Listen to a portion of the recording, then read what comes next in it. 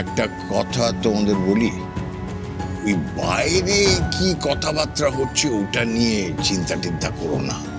নিজেদের মনটা কি বলছে সেটা বোঝো আগে, সেই অনুযায়ী কাজ করো। এই ধরো, এই সামনের রোববার তো বাবু আর পৌশালীর আশীর্বাদের দিন ঠিক হয়েছে, বাস আমরা সবাই মিলে দিনটাকে পালন করি মজা করে, হয়ে গেল। আমি বলছিলাম কি দীপঙ্কর দা, রবিবারের তো এখনো অনেক দেরি, সামনের বৃহস্পতিবার মানে পরশুই যদি আশীর্বাদটা সেরে নেওয়া যায়। পরশু মানে এত তাড়াতাড়ি? হ্যাঁ, আমি আর দেরি করতে চাইছি না। আর ওই আশীর্বাদের দিনই রেজিস্ট্রির নোটিশটাও দিয়ে দেওয়া হবে। হ্যাঁ হ্যাঁ, সেটা তো হতেই পারে, তাই না সেচকাম্মা? হ্যাঁ দেখুন, আসলে দিদি ভাই তো পৌশালীকে ছেলের বউ করার জন্য পাগল হয়েই আছে, আর আমরাও বাড়ির সকলেই চাই যে ও বউ হয়ে আসুক, আমাদের কারোর কোনো আপত্তি নেই। কিন্তু তাই বলে জাস্ট দুদিনের মধ্যে আশীর্বাদ অ্যারেঞ্জ করা, তাতে কি হয়েছে মানসী? আমরা তো এইটুকু আয়োজন আমরা সবাই মিলে করে নিতে পারবো না? আমি এই ব্যাপারটা ফেলে রাখতে চাইছি না। আর একটু আলোচনা করে নিজেদের মধ্যে বিয়ের ডেটটাও যদি একটু এগিয়ে নিয়ে আসা যায় সেটাও খুব ভালো হয় আর কি। না মানে কাকিমা, বলছিলাম যে মাকে না জানিয়ে মানে কথা বলে নি, আসলে মা ছাড়া তো অন্য কেউ সিদ্ধান্ত নিতে পারবেন না। মা বললে তাহলে আচ্ছা ঠিক আছে, বেশ। তো আপনারা সবাই বসুন, কথা বলুন, একটু কথা বল। হ্যাঁ, আমি বরঞ্চ দিদিভাইকে গিয়ে ডেকে আনি। বসুন বৌদি। ওই গাইয়া পুচকে ফড়িং দেখি ভালোই নাটক তৈরি করেছে। এবার এই মেয়েকে দিয়েই বাবুর বিয়েতে ব্যাগরা দেওয়াতে হবে।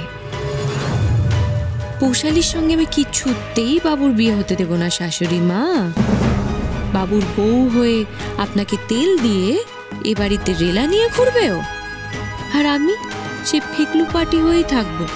নো নো, ইম্পসিবল, সেটা হবেই না। পৌশালীর সব থেকে কাছের বন্ধু হয়ে ওর বিয়েটাই ভাঙবো আমি, ভেঙে তোমাকে জব্দ করবো সুচিত্রা দেবী।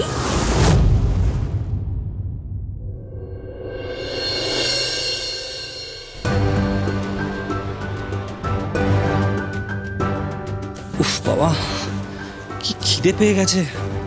কটা বাজলো?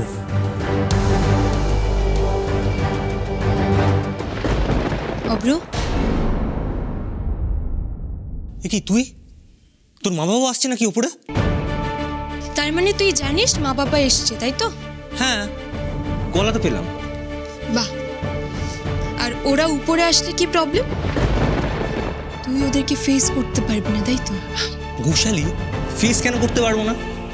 কালকে রাতে বাড়ি থেকে বেরিয়েছিলাম, সেই নিয়ে কথা হচ্ছিল, তো ওটা নিয়ে কোনো একটা কেস হয়েছে। কি ক্যাজুয়ালি কথাটা বললি, তোর কিচ্ছু যায় আসে না না? তুই মাঝ রাতে কাউকে কিচ্ছু না বলে বেরিয়ে গেলি। কোথায় গেলি? ওই মেয়েটার কাছে, আশ্রমে। ও তো একটা ভালো জায়গায় আছে, তাহলে তোর কি প্রবলেম হচ্ছে? তোর কি অসুবিধা হচ্ছে বল না। দেখ, নিজেকে দেখ, তোকে কোনো প্রশ্ন করলে তুই মুখটা ঘুরিয়ে নিস। তুই কি ভুলে যাচ্ছিস বাবু কদিন পর আমাদের বিয়ে? কৌশালী, সেটা আমি জানি। শুধু তুই না রে, এই গোটা পাড়া জানে, তারপর আত্মীয় স্বজন সবাই জানে আমাদের বিয়ে। এই সময় এরকম একটা ঘটনা না ঘটালে কি হচ্ছিল না? তোকে আমি জাস্ট বুঝতে পারছি না বাবু। বিশ্বাস কর কৌশালী, এর মধ্যে বিশেষ কিচ্ছু নেই। আমি জাস্ট দুশ্চিন্তা থেকে এই কাজটা করেছি। খুব টেনশন হচ্ছিল রে। দেখো, একটা গ্রামের মেয়ে শহরের এই জটিলতার সঙ্গে অভ্যস্ত না, আর যে কেউ সেটার ফায়দা তুলতে পারে, ওকে ইউজ করতে পারে, ওর কোনো ক্ষতি করে দিতে পারে। জাস্ট এই ভাবনা থেকে আমি আশ্রমে গেছিলাম, দেখতে যে ওয়াদেও সেফ আছে কিনা। ব্যাস, that's it. Really, that's it. Kaushali, কিছু মন্তব্য করার আগে একবার ভেবে দেখতো, মেয়েটা জীবন দিয়ে কি ঝড়ঝাপটা গেছে। একে অত গরিব, তার মধ্যে বাড়িঘর তো সব ভেসে গেছে, একমাত্র মা ছিল, তারও আর কোনো খোঁজ নেই। নিজেকে একবার এই পরিস্থিতিতে ইমাজিন করে দেখ, তাহলে ফিল করবি যে ও কতটা ট্যালেন্টেড একটা মেয়ে, না শিখেই অত ভালো জিমন্যাস্টিক্স করে। আর তুই তো শুনলি ওর মাও কত ভালো জিমন্যাস্ট ছিলেন, সেটাও জন্মগত পেয়েছে, কেউ কিন্তু ওকে শেখায়নি। আর সেটা কেউ কোনোদিনই এক্সপ্লোরই করলো না। কেন? কারণ ও গরিব, গ্রামে থাকে। এদের নিয়ে কেউ ভাবে না রে কৌশলী, কেউ ভাবে না। আমফানে মেয়েটার জীবনটা তছনছ হয়ে গেছে।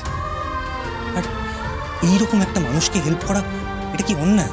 না, এটা একেবারেই অন্যায় নয়।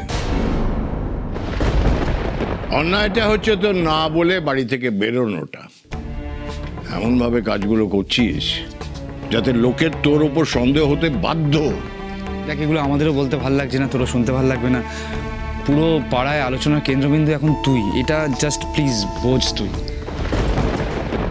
আচ্ছা, তোর মা যখন লুকোচুরি জিনিসটা পছন্দ করছেন না, সেটা করছিস কেন? তুই কাজটা করার আগে বলে নে না, আমাকে বল মা আমি এই কারণে এই কাজটা করছি। সেটা করছিস না কেন? তাহলে তার কোনো সমস্যা হয় না। তা না করে তুই বারবার সেই একই অবদ্ধতা করে মার মনে আঘাত দিচ্ছিস। আচ্ছা বাবু বল, এটা অন্যায় নয়? এটা ভুল হচ্ছে না? একদম ঠিক কথা বলেছেন দাদা। এই যে বাবু শোনো, বলছি তোমার মা এখন নিচে, হ্যাঁ, ড্রয়িং রুমে পৌশালী বাবা মার সঙ্গে বসে গল্প করছে, মানে বিয়ে নিয়ে কথাবার্তা বলছে আর কি। ভুল করেও খবরদার তুমি নিচে কিন্তু যাবে না, তাহলে তোমাকে দেখলে আবার বিগড়ে যেতে পারে দিদিভাই। অনেক কষ্টে বলে কয়ে দরজা থাকে তাকে আমি বার করেছি। আরও একটা খবর আছে, সেটা হলো তোমার আশীর্বাদের দিন আরও এগিয়ে এসেছে, শনিবার। দেখ তো, আশীর্বাদটা এগিয়ে এলো। তুই একটু বোঝার চেষ্টা কর। দেখ, নেহাত পৌশালী খুবই বুদ্ধিমতী মেয়ে, আন্ডারস্ট্যান্ডিং মেয়ে। ওর বাবা মাও তোকে পছন্দ করেন, ভালোবাসেন, তাই আর এই বিষয়টা নিয়ে জল ঘোলা হয়নি। আমিও ওর সামনে সবটাই বলতে পারছি। ওর জায়গায় যদি অন্য কেউ হতো, তুই বলতো সমস্যা হতো না? হ্যাঁ বাবু ঠিক বলেছে একদম। জানিস তো সমু, তুই না আর এর মধ্যে নিজেকে জড়াস না, আর ওই মেয়েটার সাথে দেখা টাকা করতে যাস না। বাবু বলছি আমাদের কথাটা একটু শোন, বুঝলি? আরে আমার বৌদি ফোন করছে দাদা, একটু কথা বলে আসি। হ্যাঁ সমু আসছি। হ্যাঁ হ্যালো বৌদি। বৌদি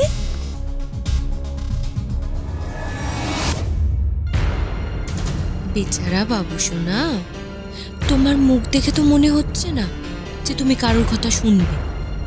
দেখা যাক তোমাকে কিভাবে আমি তাতাতে পারি, তা দিয়ে বিয়েটা হুবলেট করতে পারি। আচ্ছা শোনো না কি বলছি আমি। আচ্ছা তুমি বলো বলো কি বলছো বলো। হ্যাঁ রে, সব ঠিক আছে তো? এই আমরা কিন্তু আসছি রোববার দিন, কেমন? আর সেদিন কিন্তু ফিরবো না, আমরা থাকবো। হ্যাঁ হ্যাঁ, কে যেন ফিরতে দিচ্ছে তোমাদের, অবশ্যই থাকবে।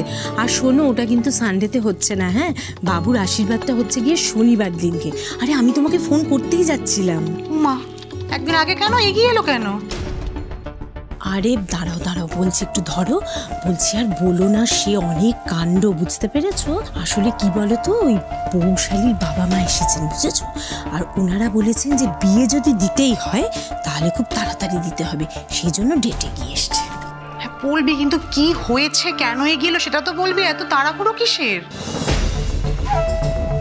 বাবুকে নিয়ে জাস্ট আর পারা যাচ্ছে না, বুঝেছো? ও না বাড়ির কাউকে না বলে গতকাল রাত্রিবেলা ওই মেয়েটার সঙ্গে দেখা করতে গেছিল। কোথায় গেছে? আশ্রমে? না তো কি, ভাবতে পারছো বৌদি? কি হয়েছে গো মাম্মা? কিছু হয়নি, তুমি শেষ করো ওটা। হ্যাঁ বল মানু, বল। কি বলবো বলো তো, বাড়ির হাওয়া গরম, আর ওদিকে দিদি ভাইয়ের মুখ একেবারে হাড়ির মতন, বুঝেছো? আচ্ছা মানু, একটা কথা বোঝ, এত রিয়াক্ট করার কি আছে বলতো? বাবু তো নিজে থেকে ওই মেয়েটাকে গ্রাম থেকে শহরে এনেছিল, তো ওর তো একটা মিনিমাম রেসপন্সিবিলিটি থাকবে না মেয়েটার ওপর? কি আশ্চর্য বৌদি, সবাই তো আর তোমার মতন উদার নয়, তাই না বলো? সেই জন্যই ডেটটা একটু এগিয়ে এসেছে।